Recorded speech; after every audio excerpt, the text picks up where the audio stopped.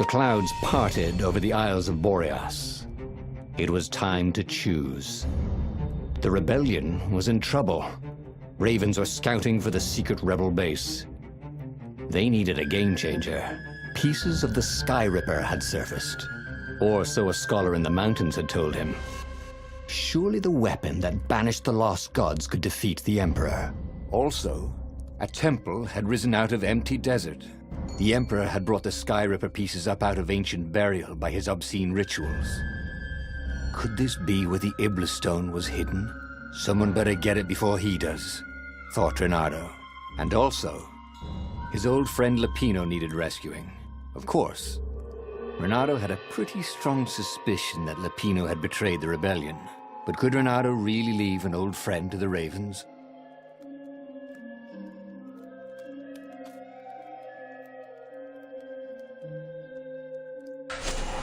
The island was windswept desert.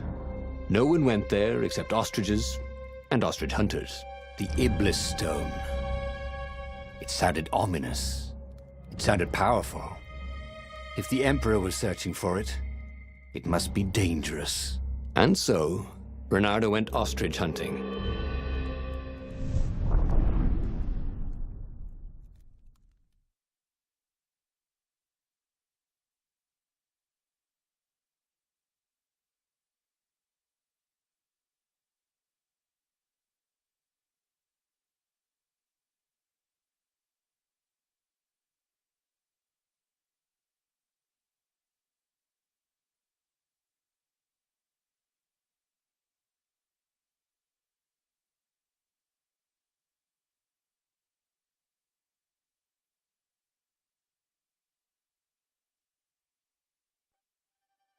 Every child could sing verses about the Sky Ripper, but ancient codices held hints of other things.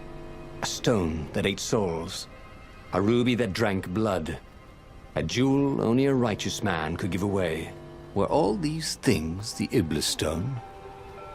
Long hidden in a buried temple?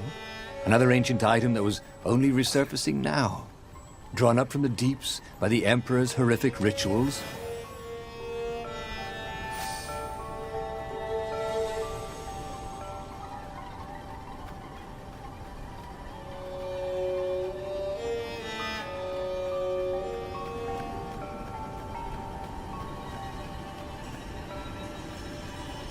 Renato distrusted doors that opened automatically, especially after being buried for millennia. Was this some sort of trap?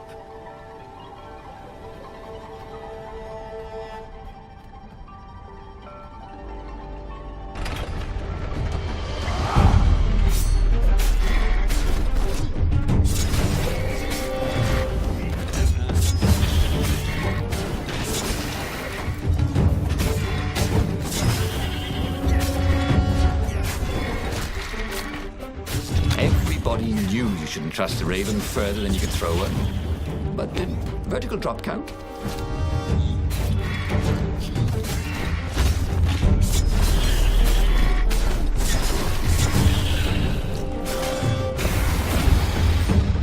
The ravens were already here, cawing in frustration. They were still searching for a way in. Good. Then he hadn't come too late.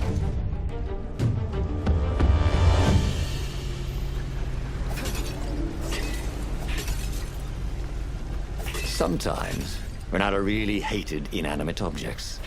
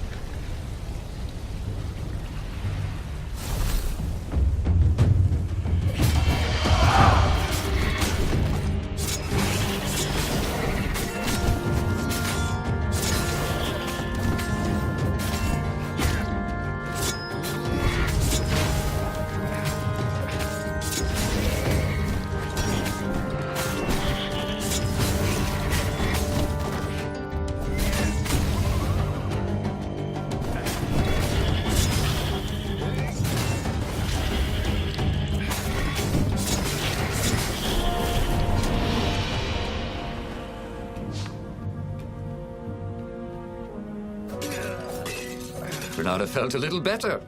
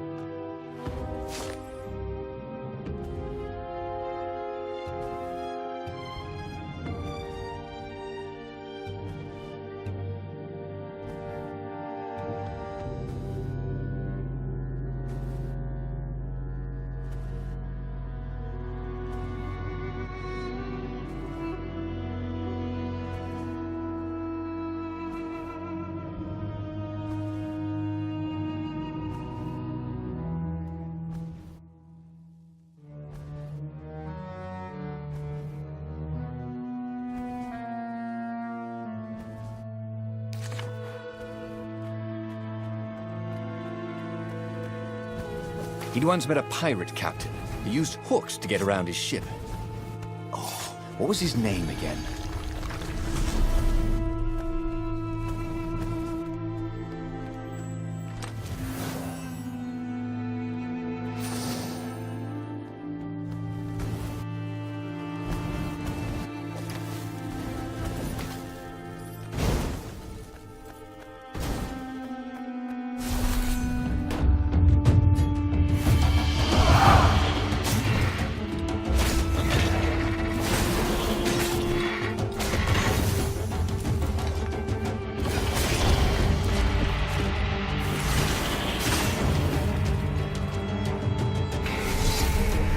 Renato felt ready to become faster, stronger, bolder.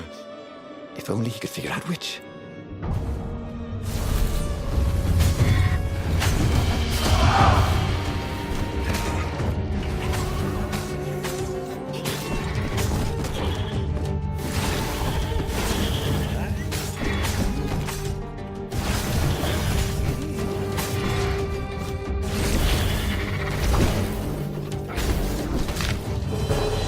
Renato did not feel well. In fact, he felt dead.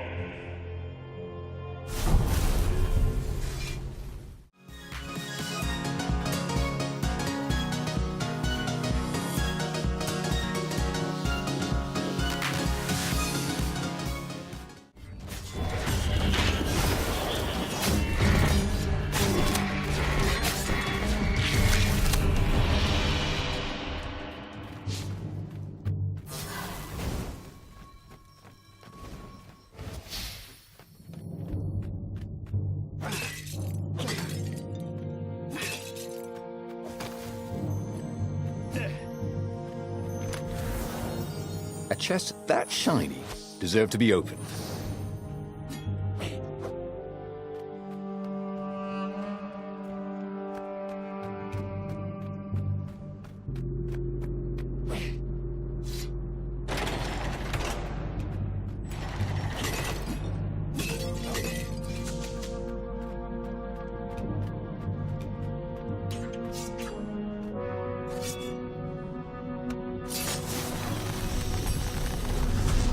The new pathway made Renato curious.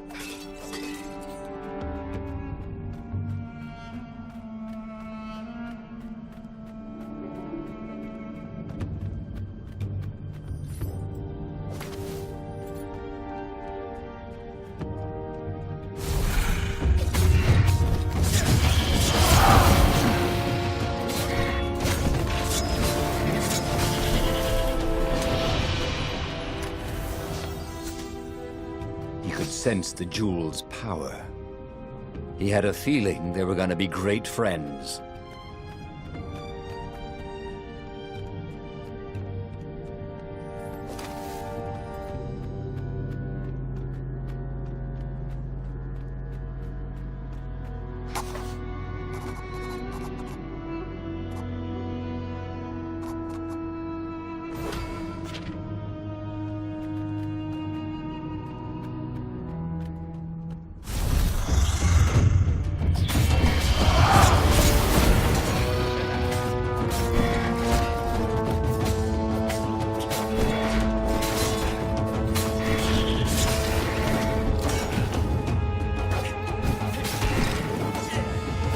Those sheaves were really very well made, weren't they?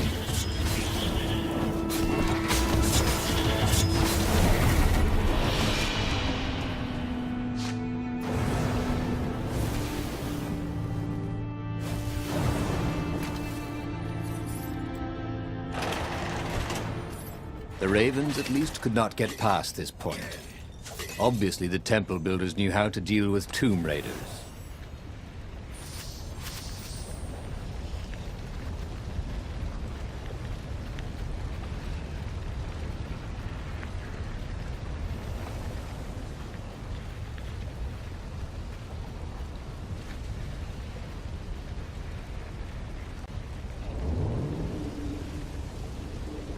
This would be the perfect place for a tic-tac-toe board.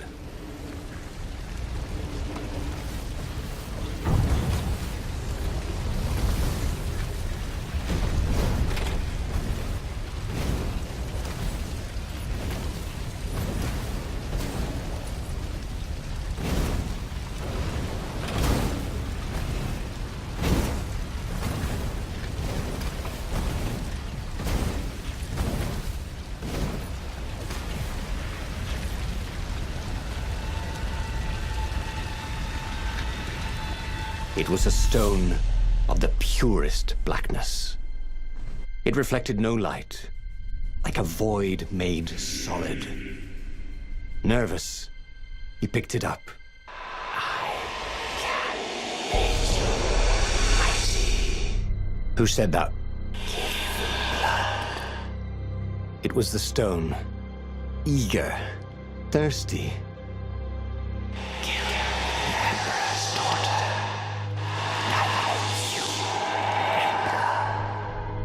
That seemed tempting and terribly wrong. Zenobia was the Emperor's greatest general and a potent witch. But they had been close once, and Renato wasn't sure he really wanted to be Emperor. Why not capture the core of Sky Ripper instead? It was the eye of a lost god torn out by the Transcendent Emperor to power his greatest weapon. Not the core, said the stone anxiously.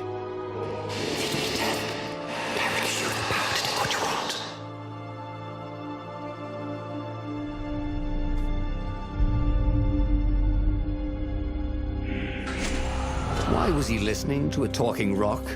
Ah, but the rock had a point. If the stone could truly turn him into a powerful warrior, he could defeat the Emperor with the very weapon the wicked old toad had sought for himself. To be a hero, you had to sacrifice old friends sometimes, especially when they've become enemies.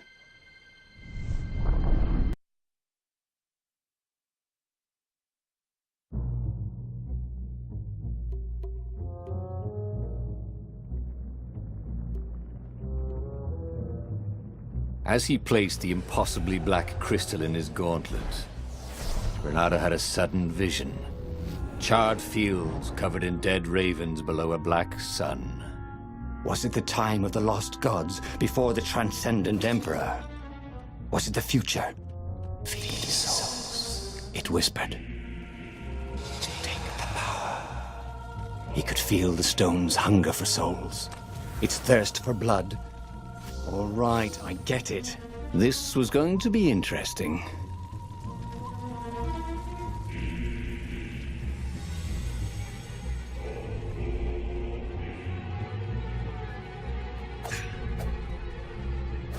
Renato checked to make sure his sword was still working. Yep.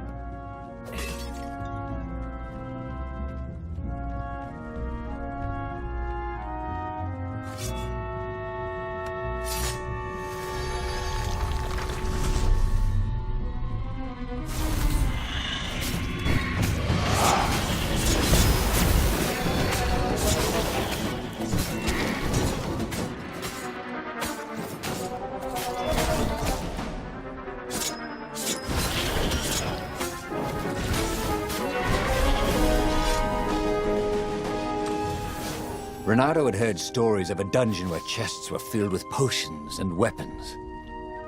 Fairy tales.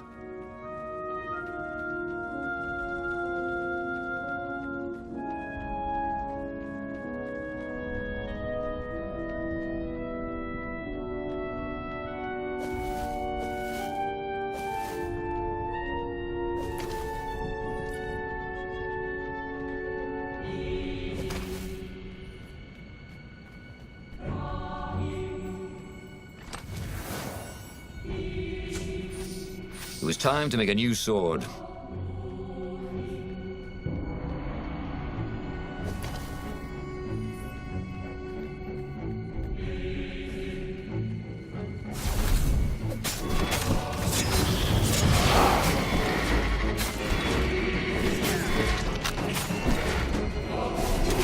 The ravens on Zenobia's island were no match for Reynardo. They screamed as the stones sucked out their souls. And with each death, he felt stronger.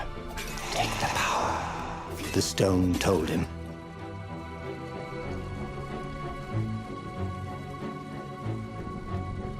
Ooh, wouldn't his gauntlet look swell with that jewel in it?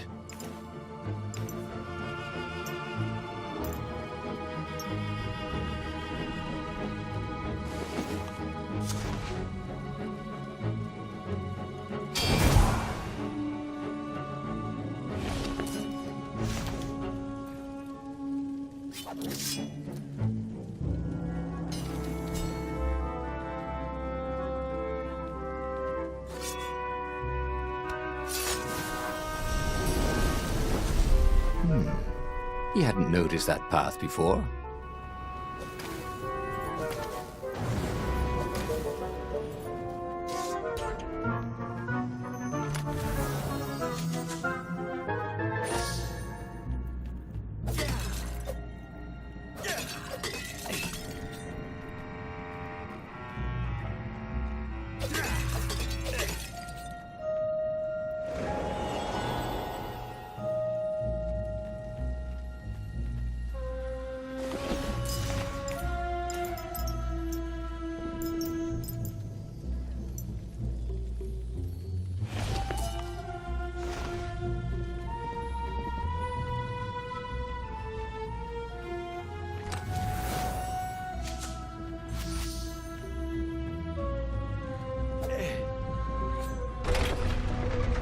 Zenobia was leading the Imperial Ravens here.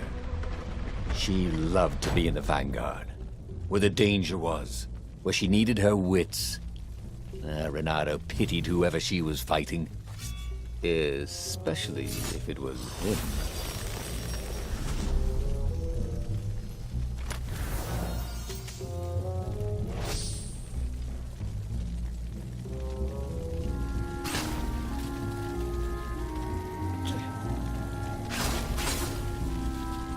Sleep tight, thought Reynardo.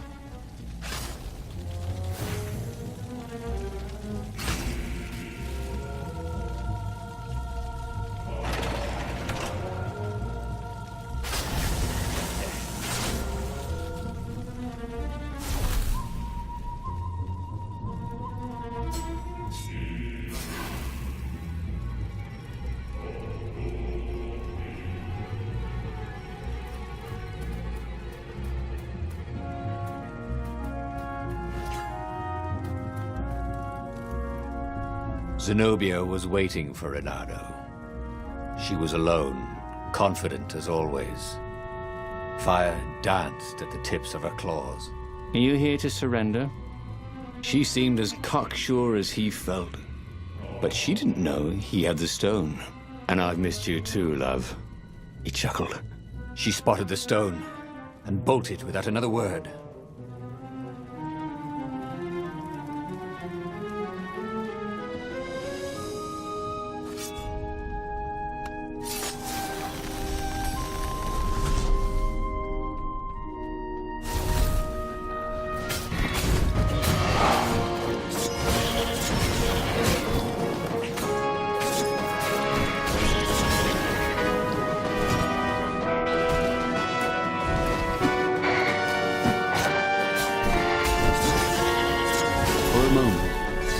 I wish that somebody had been watching.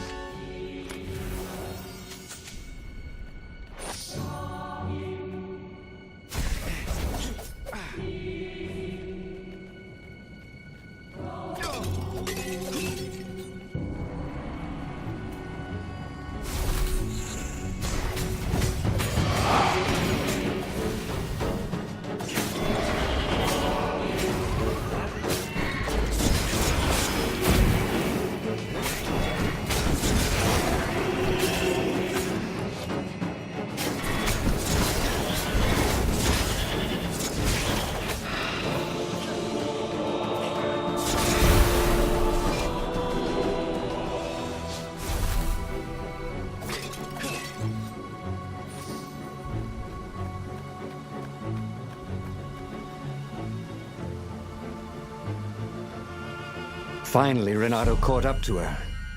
He had never seen her scared before. At school, she'd been the determined, brave one. Now her eyes were wide, frightened. He didn't like seeing her this way. "Kill her," whispered the stone. "You cannot win your rebellion without it." "Please." "No," said Zenobia. "Not that way." Oh, they had been so close once. Could he really feed her soul to his demonic gem? But if he spared her, he would not get the full power of the stone. Oh, how could he be the hero he wanted to be?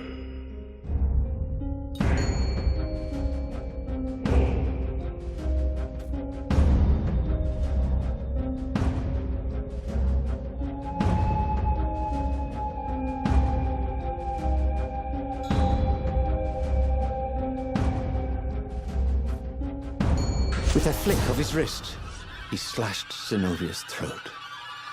Her eyes widened even more. And then the light went out of them. Renato felt amazing. Power was rushing into him like water from a burst dam. Oh, such brilliance, exulted the Iblis Stone. Tasty. He felt a bit bad about killing her. He was pretty sure she still loved him. But needs must when the devil drives.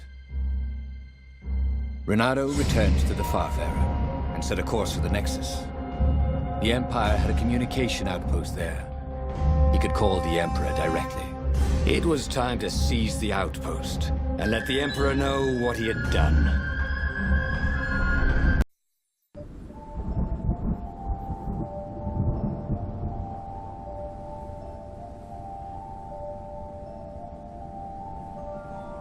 The Nexus was beautiful. He'd never realized how beautiful. Everything glowed. The wind was so sweet. The sun so soft. The stones so warm. The black raven feathers. Black feathers. Suddenly, his eyes are filled with them. He's falling through smoke under a dead sun. A voice calls him home. Is this a vision? Whose? Is this the time of the lost gods? Or the future? No matter. What mattered now was killing his way to the Imperial outpost and challenging the Emperor from there. Take a leap of faith, said the inscription.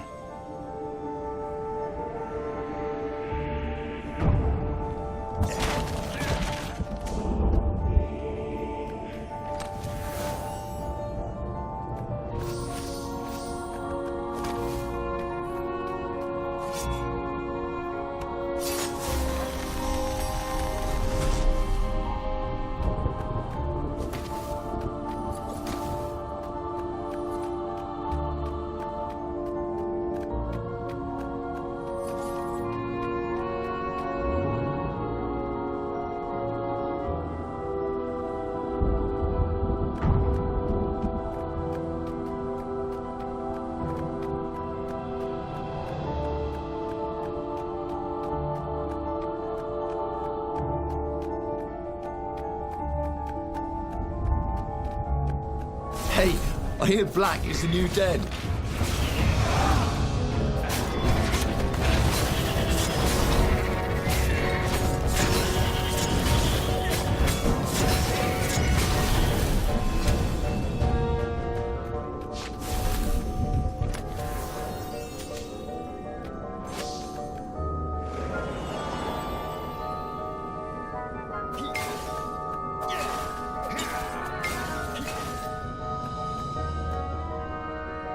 Renato wondered idly if people who had built these poles had really, really long tentacles. Up ahead was Lapino. What was he doing here? Renato! Hey, buddy!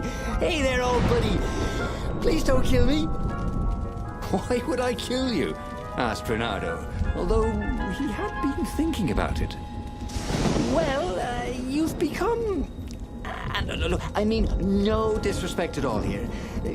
Kind of evil?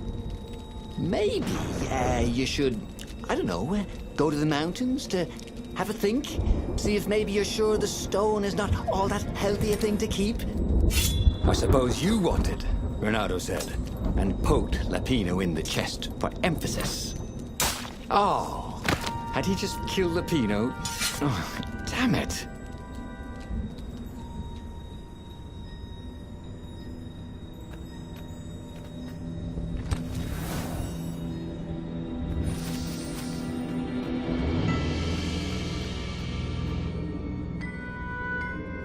He'd go to the outpost, use their far speaker, tell the Emperor what he'd done, and then he'd go to the secret rebel base, let them know he was ready to lead them to victory. People had laughed at the government workbench placement program, but you could see the benefits everywhere.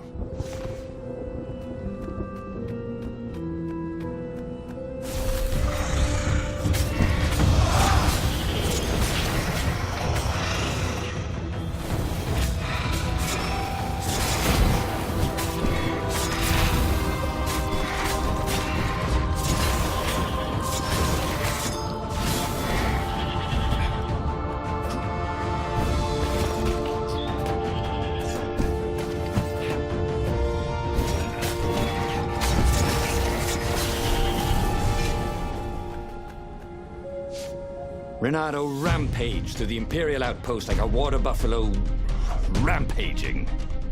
At the last moment, he remembered not to kill the far speaker toad. After all, he wanted a word with the Emperor. But there was only silence. The Emperor was scared, like little girl. Well, he would gather the rebel army and slaughter the Imperial fleet. Applauded the Iblis Stone. Tremendous. Then the Emperor would have to answer his far speaker, wouldn't he? Who are you? Asked a distant voice that sounded uncomfortably like Zenobia. What have you become? The mountains. Go to the mountains, urged another that sounded a bit like Lapino.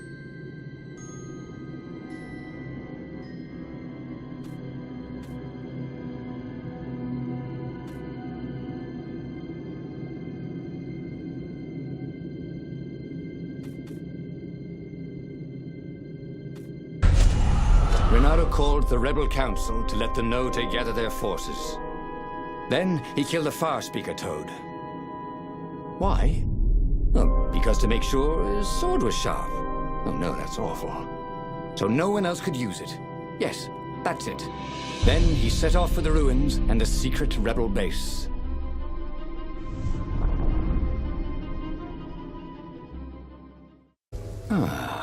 The ruins were crawling with ravens. Probably looking for the secret base, Renato thought. But then he realized they're probably looking for me. They must be very scared of me. Well, here I am. You are the finest warrior ever, whispered the Iblis Stone. And he had to agree with it, for once. Who was as good as Renato?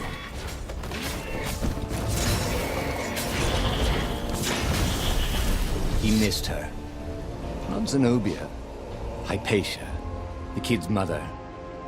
Renato had never thought he'd date a librarian. He'd always figured himself for the barmaid type. But then, he'd never figured the library of Ubar would have comic books, or that Hypatia would know anything about them. He missed her.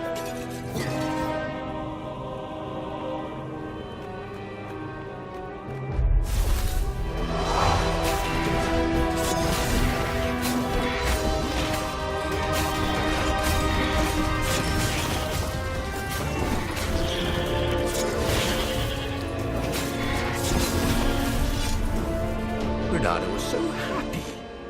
The stone was the best friend he'd ever had. Really? Who would bury such a treasure in the desert? Soon, he'd go rally the rebellion and usher a new age for the islands of Erda.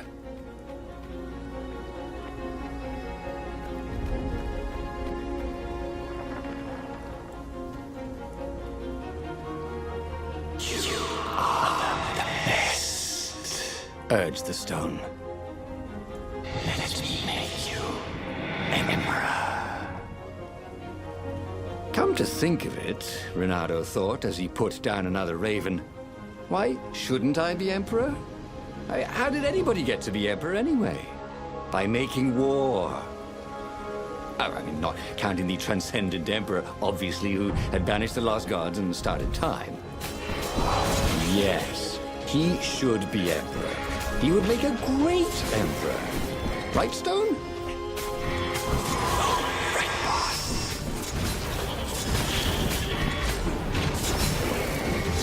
Already, Renato knew more than he ever had. But about what?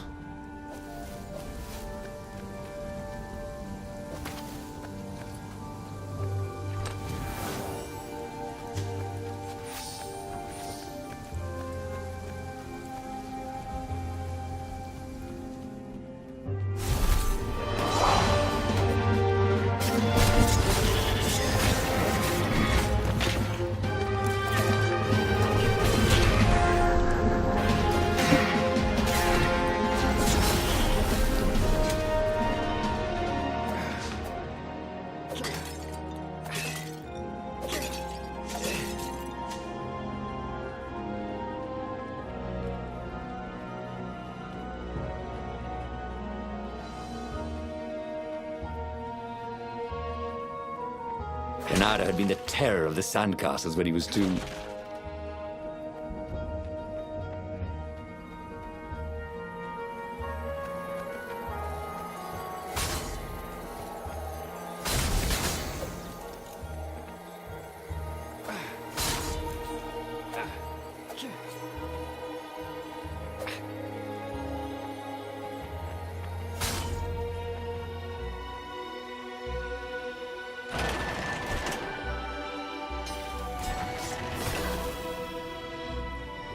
The long stairs. So he was close to the rebel base. Nothing was on fire. So far, so good.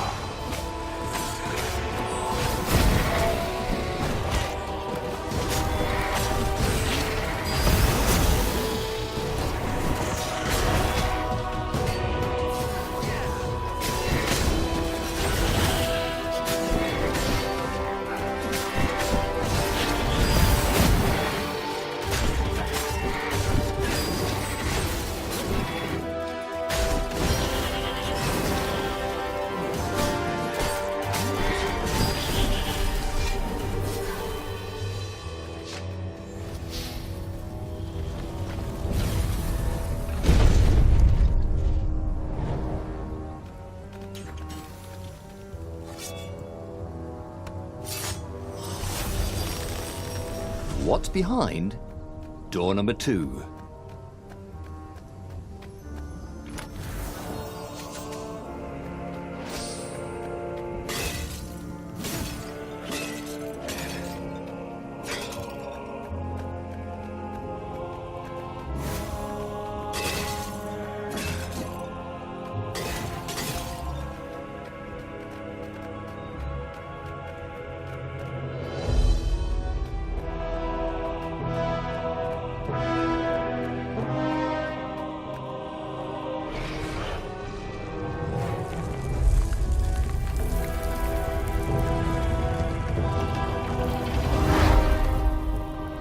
Renato strode into the council. Let's do this thing.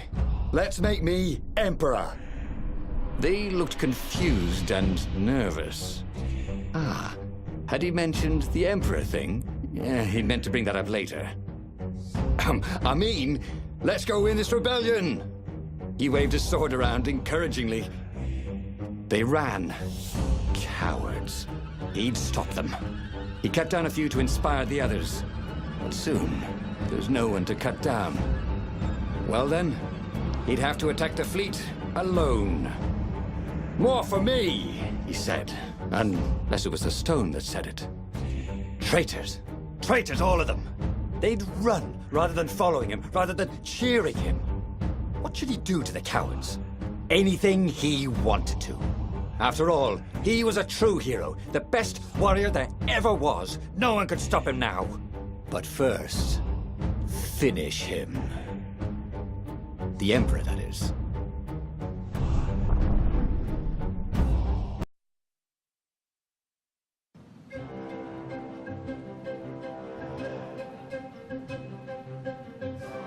Where was the rebel fleet? They weren't even trying an assault. They were going to miss a day in history. The downfall of this dynasty, and a new one to take its place. He didn't have to kill all the ravens. He could enslave them. And enslave the toads too. All the animals would worship him as a god. For he had once been a god. They would willingly give him their blood and their souls.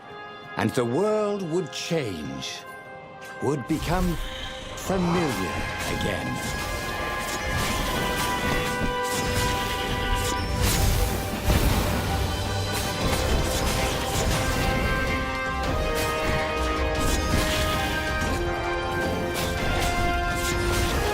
This could be the new aerobics craze. Am I right?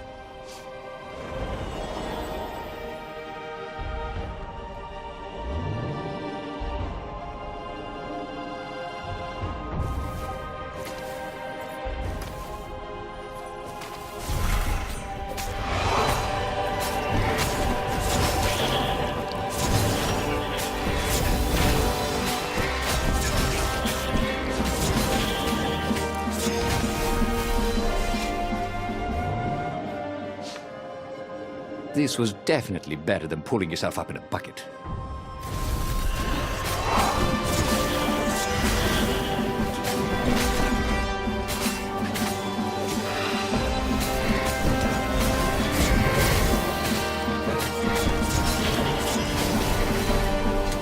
Reynardo was glowing with dark power.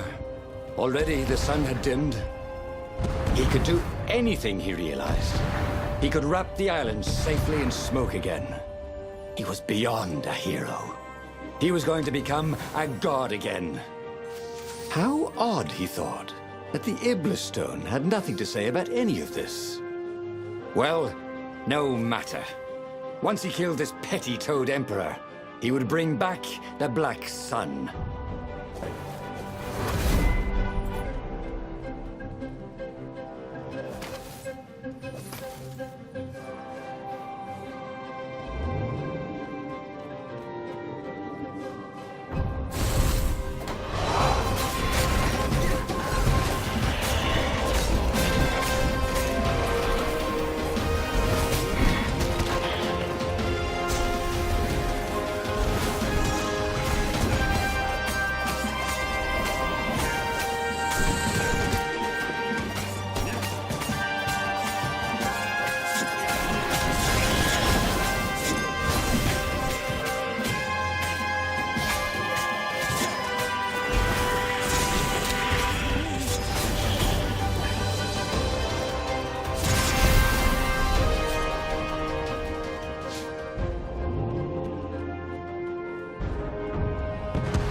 Don't look down, he thought.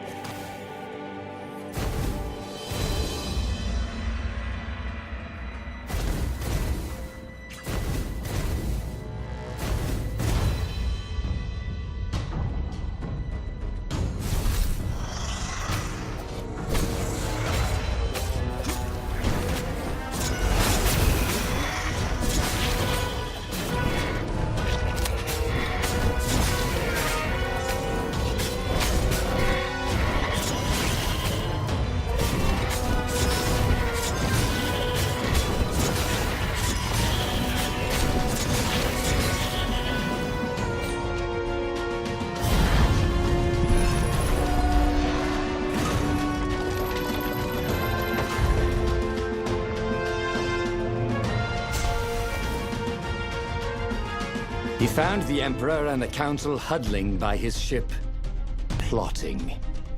They saw him and cowered before him.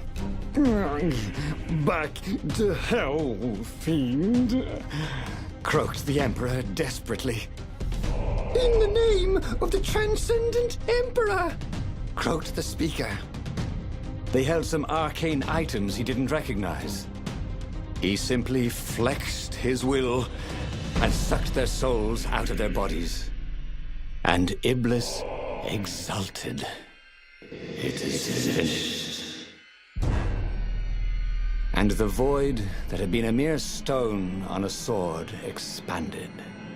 It stretched and ripped like a vast womb. And a gaze, black and pitiless as the sun, passed through the void into the land. And so time ended. But he'd learned another true thing. The Iblis Stone was evil. It would try to corrupt anyone who used it.